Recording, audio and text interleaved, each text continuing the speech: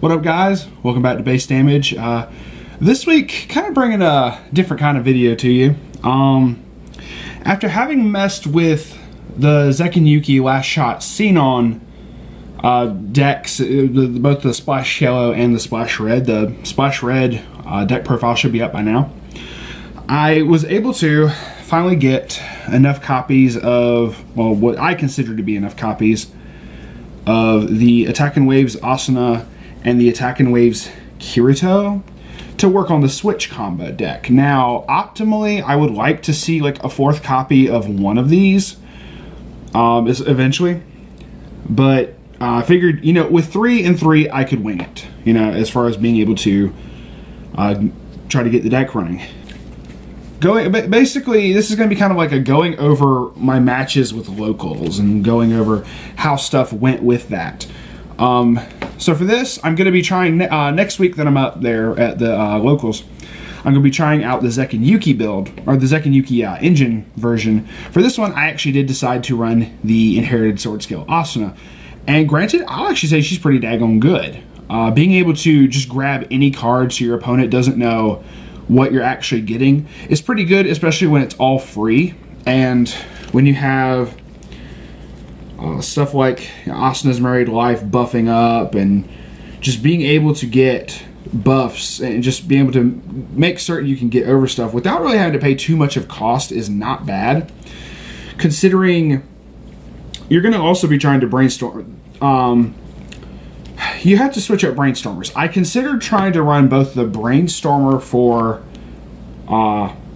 the Switch combo and the Sleeping Knights Brainstormer.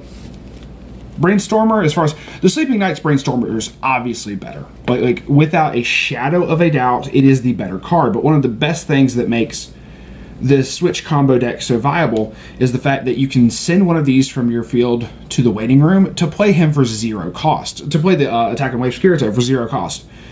And it's something that you really want to see. I was testing out 3. I believe I would bump it up to 4. After playing 4, basically we played 4 rounds and then still played some games afterwards and whatnot. Just, you know, later in the week I ended up testing out, messing around with some more builds, or messing around with some more games and whatnot. And definitely I want a 4th copy of this in here. I just have to go through my zeros and figure out what I want to mess with, because you got other ones, obviously mandatory Temple Alliance Kirito, mandatory Silicas, because the same kind of trick you do with the Silicas with the Sleeping Knights to try to brainstorm 5, quote unquote, you still can do the same thing with this because it's the same cost and whatnot. The only the brainstorm for this though is if for every climax you hit, you perform the action of draw 2 cards and then you can discard any 1 card from your hand.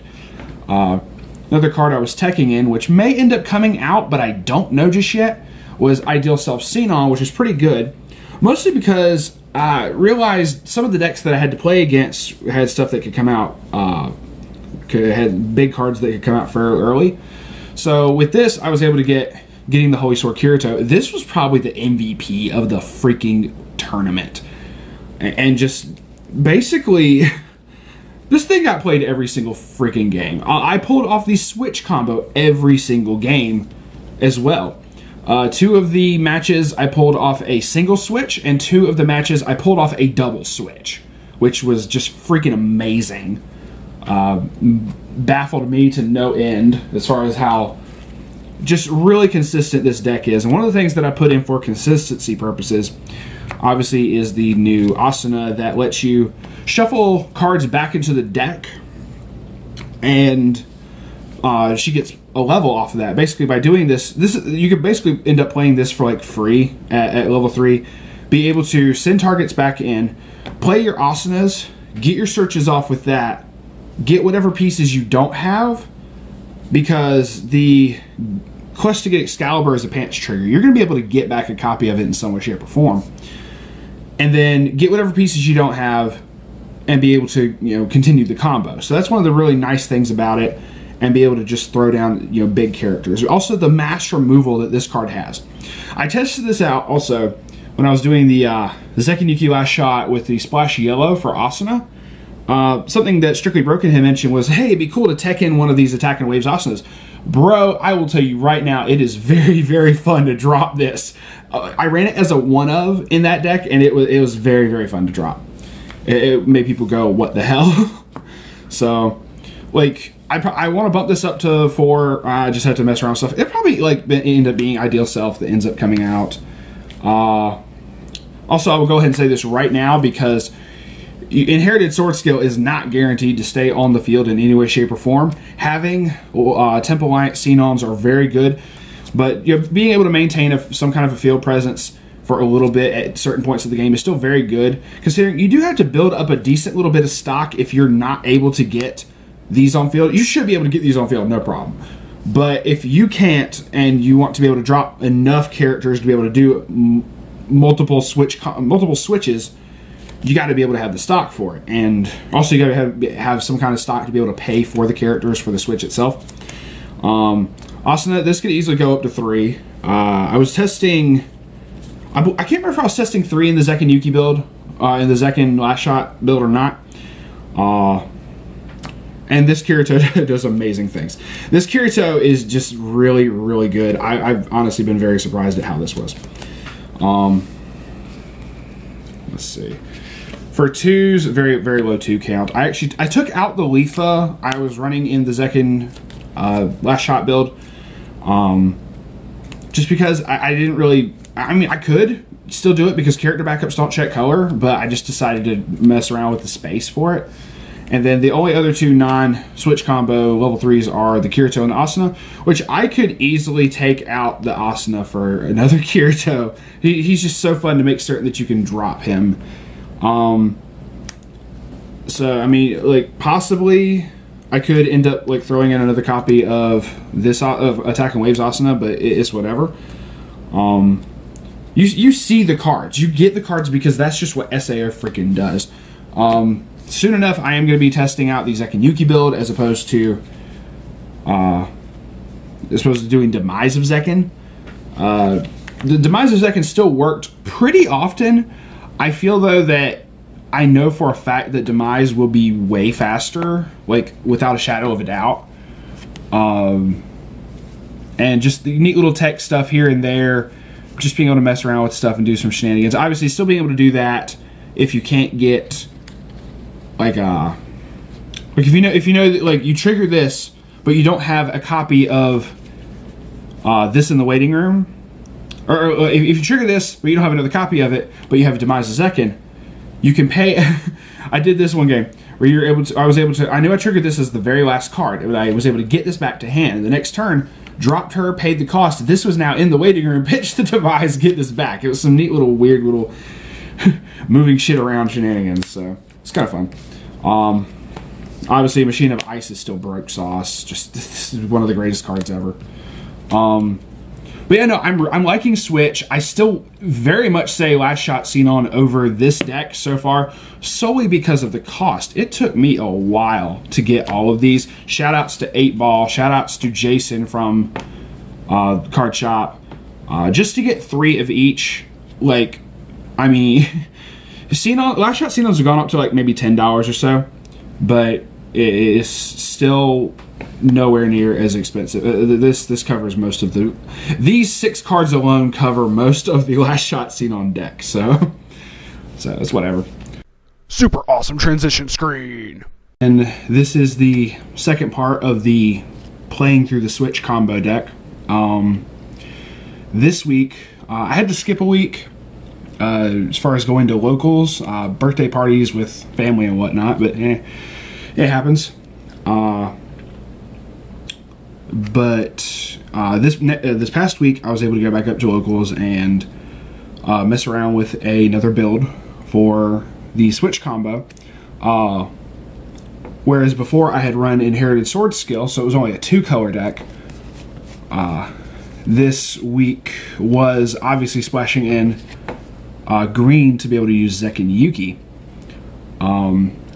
By far, I will completely and totally admit this, like, Zekken Yuki is the best searcher for SAO. I very much enjoyed the Switch combo deck. Obviously, with either version, having tested both now, with either version, you're going to have amazing consistency. I'm greatly surprised by how consistent this deck was, / is. Honestly, regardless of which engine you ran. Obviously, Zekinuki is better, but when I did run the Inherited Sword Skill Asuna, the effect still went off. Just being able to constantly, every single game, the switch combo went off in one way, shape, or form. I think I pulled about the same ratio off as far as like the main matches. One of the matches I got to level 3 first and did like a double switch, ended up triggering the pants trigger to get another pants trigger, or another 1k1, and the next turn did another single switch because I had just enough resources for it. And that was, I was able to win that way. So multiple switches in a single game is very insane. The ability of when the battle opponent becomes reversed, you can send them to memory is very, very powerful. I will say now, the switch combo is very powerful. If anyone wanted to play it, I say it's a very strong deck. It's going to be one of the stronger contenders.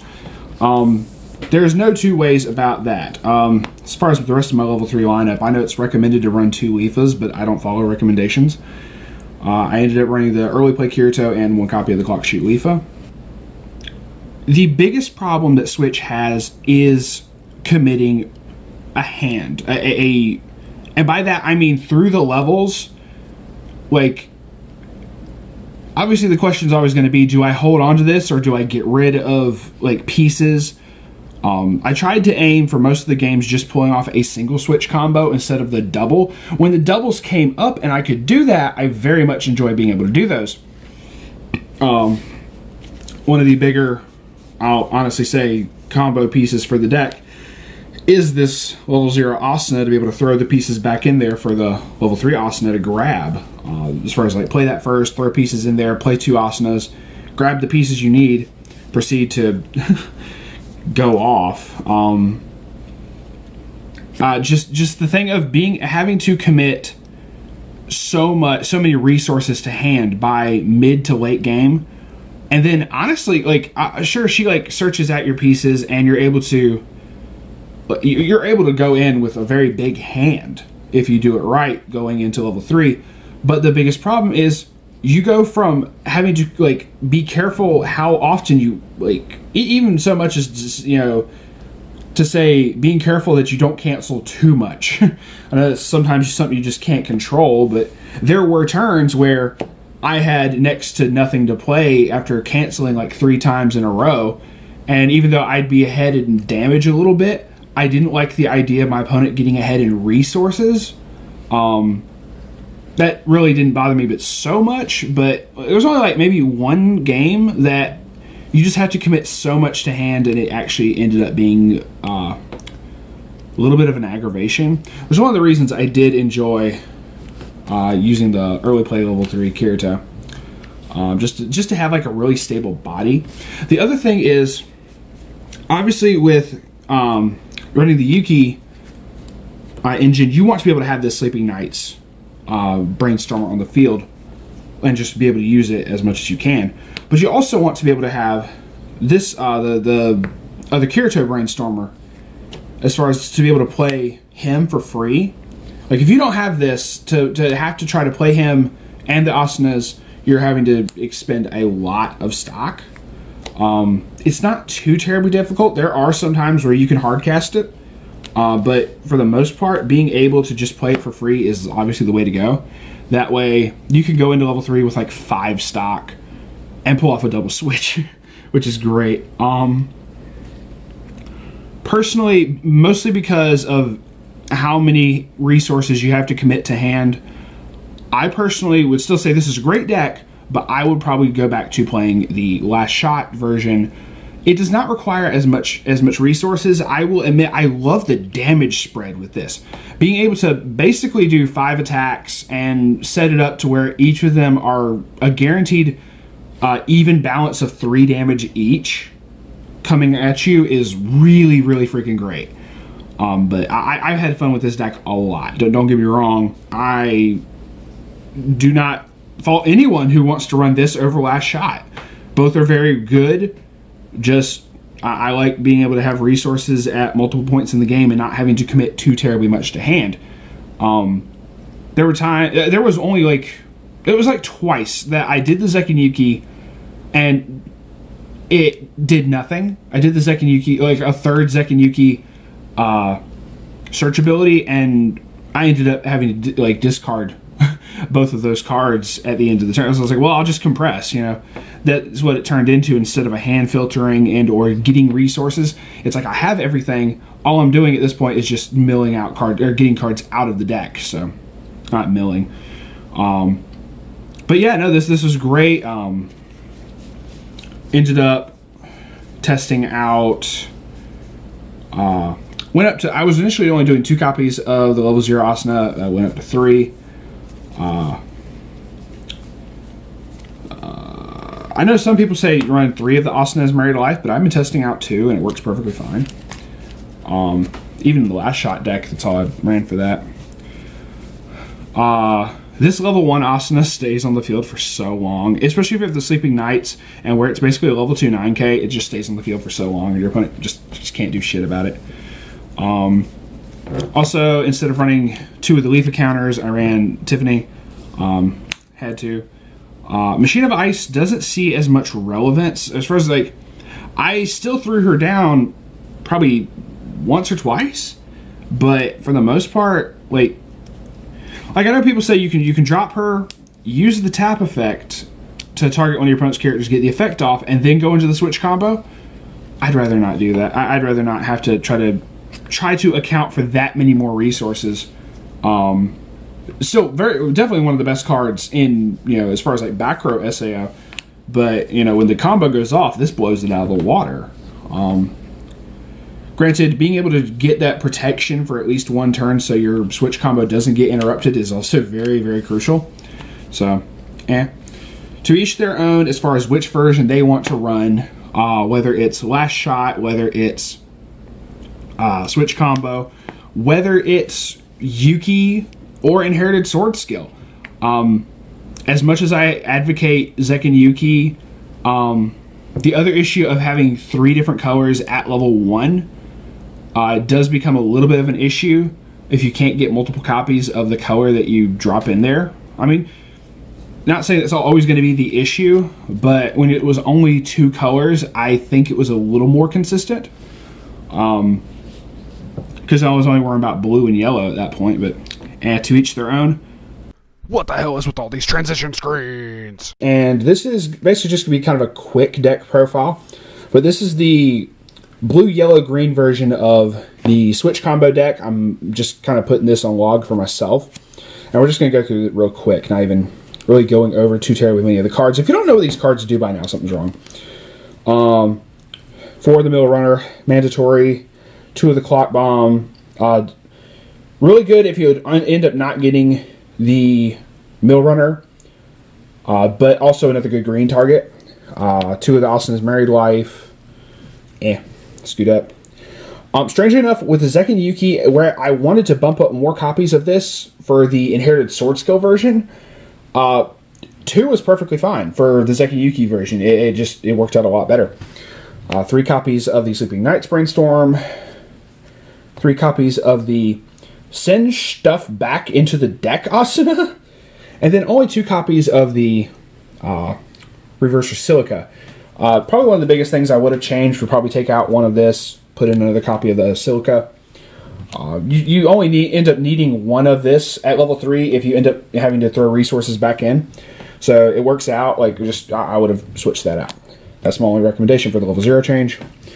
Otherwise, it worked perfectly fine. So this is zeros.